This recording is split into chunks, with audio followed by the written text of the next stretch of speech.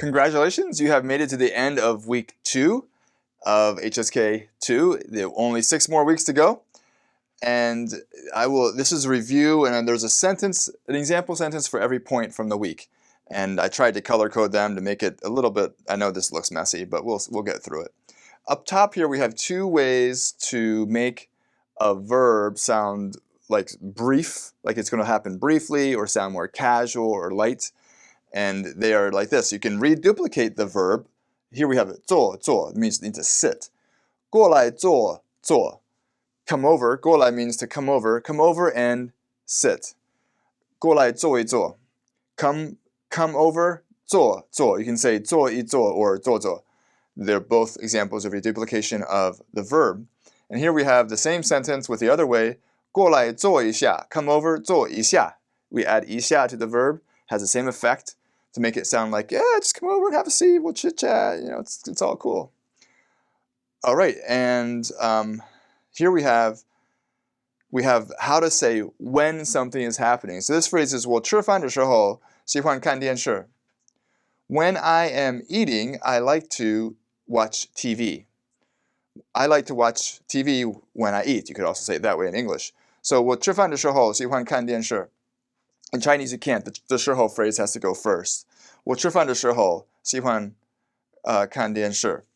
Now, I wanted to point out, I alluded to this in another video, in the original time or when video. This word time, 时候 means time. And now that you know about the phrase, the adjective phrase or the whole phrase plus the construction, you can see this just like that. It's actually the same grammar. It means the time that I eat, or the time when I am eating. What time? 我吃饭的 time. 喜欢看电视. Okay, and then we talked about the word 姓, which means to be surnamed.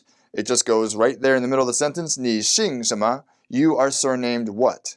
Or the more polite phrase used for mostly for slightly older people or a lot older people is 您贵姓. And the answer could be 我姓马. My family name is Ma. 叫 am called 马爱仲. 我姓马叫马爱仲. And then we talked about that phrase plus the construction. 我爱跑步的儿子很瘦. So this means my son who loves to run is thin. My son who loves to run is thin, is very thin. So the simple sentence is 儿子很瘦, son 很瘦. Well, I have to think about this for a second. And I'll tell you what I'm thinking about in a second. So son, thin. 儿子很瘦. Son, very thin. Which one? Which son? Well, there's actually 2 separate adjectives here. It's 我, which means my. So I'm saying it's my son. But which one of my sons? My son that likes to run, that loves to run. So we have 爱跑步, loves to run, loves run, 的儿子. So 我爱跑步, my loves to run, the son is thin, very thin. So wow, isn't that fun? I didn't realize, I'm not sure that I realized when I wrote this sentence that there's actually 2 separate adjectives before this. It's 我, meaning the possessive, my, and then loves to run, 的儿子. Now you might wonder, why don't we put a the there? There's actually 2 reasons you can not have a the there in this sentence. The first is that because of the close relationship between me and my son, I'm going to drop the the in most cases. Not always, but I can. But there's another reason, and that is if you have a noun that is modified by several different adjectives or adjective phrases, Chinese people, if the meaning isn't obscured by doing so, Chinese people like to drop one of the does, usually the first, but not always. One of the does, because they just don't like to have streams of you know, something something does, something something does, something something does, and then a noun. They prefer to kind of clean it up and have one main the thrown in there somewhere. Okay, so now we have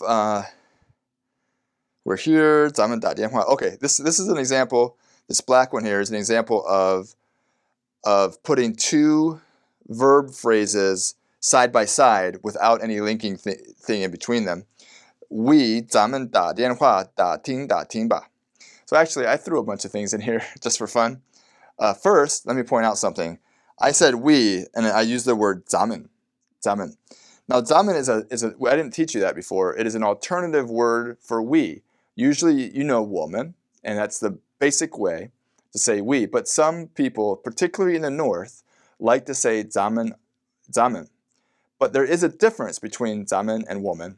The difference is this: 我们 it means we, just like the English word means we, and it can include or not include the listener. So if if I have a friend here and I'm talking to you, I could say we like ice cream, meaning the two of us, or I could be talking about all of us, saying we like ice cream, including you. But 咱们 is different in that 咱们 definitely includes the listener, and it cannot exclude the listener. It can only include the listener. And so it has a difference there. That's kind of fun because it's just sort of a different category than we have in English. So I wanted to throw that in there for fun, teach you something new. 咱们打电话. Let's us call. 打听. 打听 means to inquire or ask about something. And notice I reduplicated them. I doubled them as another example of this point. And then ba, it makes it a suggestion. So let's call and ask about it. That's what I'm saying there. But notice the call and ask about it there's no and in between. It's not call and ask. It's just let's call, ask. And the meaning is clear. And down here we have an example of a sentence with an indirect object. 我告诉你一件事. I 告诉 tell you, that's the indirect object. 一件事, a matter or something. I tell you about something, or I tell you something.